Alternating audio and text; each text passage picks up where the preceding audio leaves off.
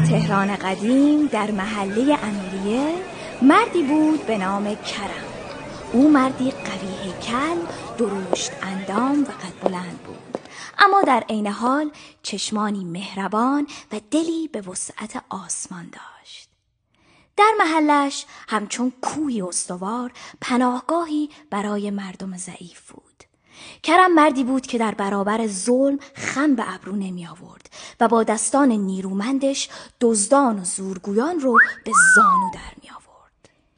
کرم مرد سخت کوش قصه ما از حرفه قصابی روزگار می‌گذرد. او سرپرستی چند زن بی سرپرست و کودکان یتیم رو به عهده داشت و اونها او رو بابا کرم خطاب می‌کردند. هر هفته آقا کرم خوشبوش ما با کت شلوار مشکی و پیراهن سفید و شاپوی براقش همچو قهرمانی مغرور وارد محله می‌شد. دستهاش پر از مایحتاج زندگی بود: گوشت، مرغ، برنج، نان، روغن، میوه و برای بچه‌ها شیشه‌ای پر از آب نبات قیچی می‌خرید که اونها رو خوشحال کنه.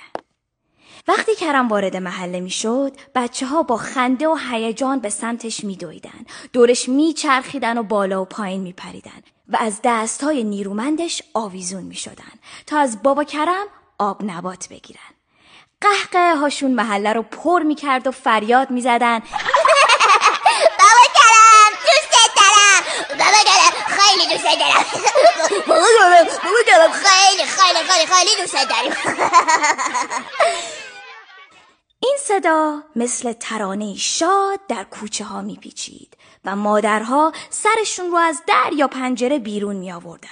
با لبخندی بر لب این شادی کودکانه رو اینگونه همراهی می کردن: بچه ها مراقب باشین شیشه بابا رو نشکنین. در همین حال که این فضای شاد و قشنگ میان بچه ها و بابا کرم بود، از پشت سر بستنی فروش با گاریش میگذشت و با صدایی کشدار فریاد میزد: آی بستنی، آی بستنی، نوبر بهار بستنی، آی بستنی بوده بستنی. اما قصه ما به همینجا ختم نمیشه.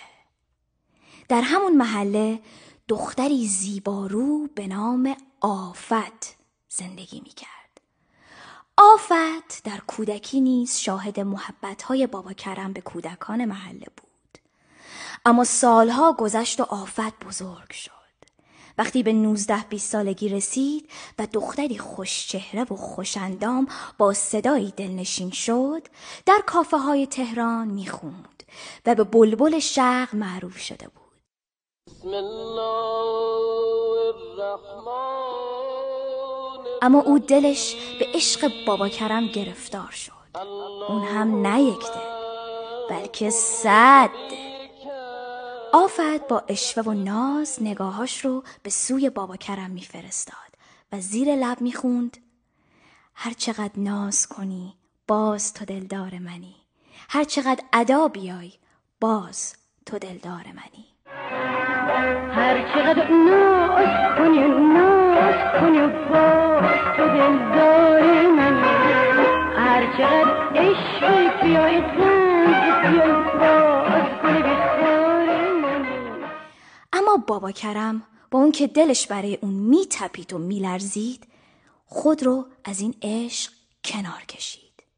او مردی بود که فاصله سنیش با آفت رو دیواری بلند میدید و به احترام این فاصله به عشق آفت پاسخی نداد. آفت دل شکسته و غمگین با صدای حزین برای بابا کرم خوند: ای دریغا که ندانسته گرفتار شدم، اول عشق و خوشی نزد تو من خار شدم. ای دریغا که ندانسته گرفتار شده، اول با روز خوشی و پیش تو من خار شد. بابا کرم جیان دلم، بابا کرم قربونش برم. این شعر که از دل عشق نافرجام آفت زاده شده بود، در یک مهمانی برای نخستین بار به همراه موسیقی توسط آفت و حسین همدانیان مقابل بابا کرم اجرا شد. آهنگ و کلام به سرعت در دل مردم جا باز کرد و قصه عشق آفت به بابا کرم زبانزد خاص و عام شد. کرم علی کریمزاده که مردم اون رو بابا کرم میخوندند، در 4 تیر ماه 1298 در محله امیریه تهران به دنیا آمد.